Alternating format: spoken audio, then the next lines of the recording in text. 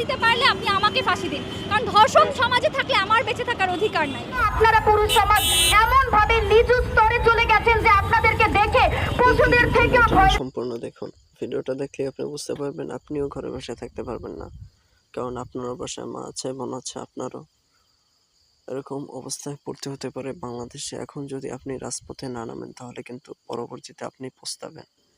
ভিডিওটা আসুন দেখে আসি। পশুদের থেকেও ভয়ের জায়গা তৈরি হয়ে গেছে। আমাদের এই পরিবেশনার মূল বিষয়টা হচ্ছে যারা এই ধরনের অন্যায় কাজে লিপ্ত হয়েছে তাদের যেন উপযুক্ত শাস্তি হয়।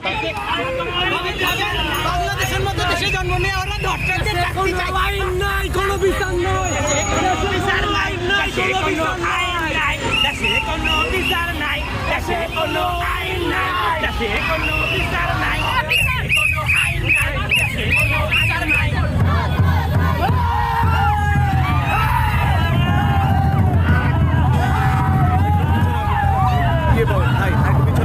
ভালো পাবেন।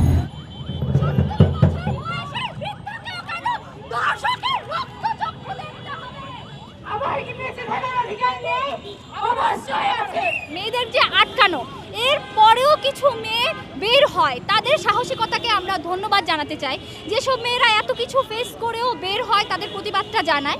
আমরা প্রতীকী অর্থে সবাইকে এই মেসেজটা দিতে চেয়েছি, আপনাকে সবাই জানবে, আপনাকে সবাই আটকে ধরবে, কিন্তু আপনার প্রতিবাদটা আপনাকে করতে হবে। যদি আপনি প্রতিবাদ করতে দাঁড়ান তাহলে আপনি অবশ্যই আপনার মতো আরও 10 জনকে সাথে পাবেন। আর তারপরে আমরা যেটা বলেছি যে হয় আমাকে ফাঁসি দিন, না হয় ধর্ষককে ফাঁসি দিন। হয় ধর্ষককে ফাঁসি না দিতে পারলে আপনি আমাকে ফাঁসি দিন, কারণ ধর্ষণ সমাজে থাকলে আমার বেঁচে থাকার অধিকার নাই। তো এইটা দিয়ে আমরা বোঝাতে চেয়েছি সমাজে যে বিচারহীনতা, এই বিচারহীনতার ব্যাপারটাকে দূর করতে হবে এবং বিচারটাকে খুব দ্রুত করতে হবে। আর ধর্ষকের যে বিচার অবশ্যই করতে হবে, এই মেসেজটা আমরা সমাজকে দিতে চেয়েছি। এগিয়ে চলুন জোরসে, আমার হচ্ছে লুঙ্গি, রপ্তানিতে শীর্ষে বিশ্বমানের লুঙ্গি।